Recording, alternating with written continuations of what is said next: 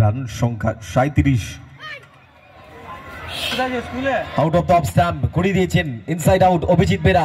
তবে এখান থেকে দেখতে হবে দূরত্ব নিয়ে বল গেছে সীমারেখার বাইরে। শাহ কমিউনিকেশন ওভার বাউন্ডারি, সাথে সাথে মুজাহিদা ক্যাচটা মাঠের বাইরে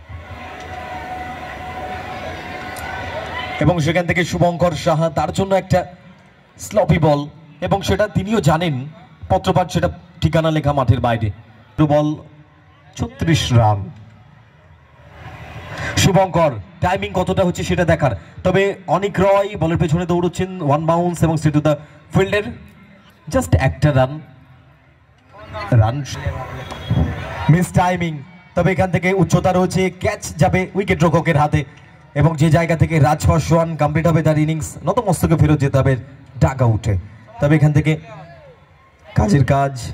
তবে দেখুন টাইমিংটা করতে চাইলেন, অ্যাক্রস দ্য লাইন খেলতে চাইছিলেন, টপের ছিল উইকেট রক্ষক কোন রকম প্রথম বলটা ফেস করেছিলেন, অ্যাক্রস দ্য লাইন উঠে এসে out of the off stump ডেলিভারিটাকে ট্রাই করছিলেন। তবে জাস্ট এখান থেকে ডট বল।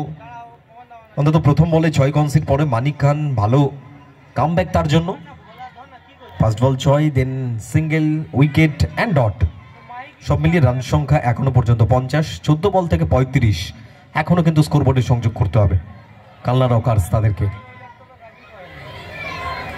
সুইচ হ্যান্ড, দেখুন কোথায় বলটা ছিল, যেখান থেকে ডামাতি ব্যাটারের জন্য লেগ স্টাম্পের ওপরে বল, সেটাকে ঘুরে গিয়ে অন্তত সীমারেখার বাইরে পাঠিয়ে দিয়েছেন মন্দিরা আই হসপিটাল ওভার বাউন্ডারি। এই 6-এর সুবাদে রান সংখ্যা পৌঁছে গেছে 56-তে 56।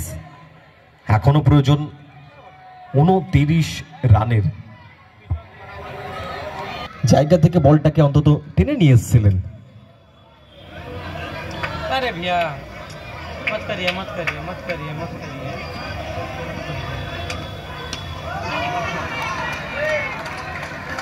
एखान থেকে बैक टू बैक 6 एक नहीं 2 लिख लीजिए आप।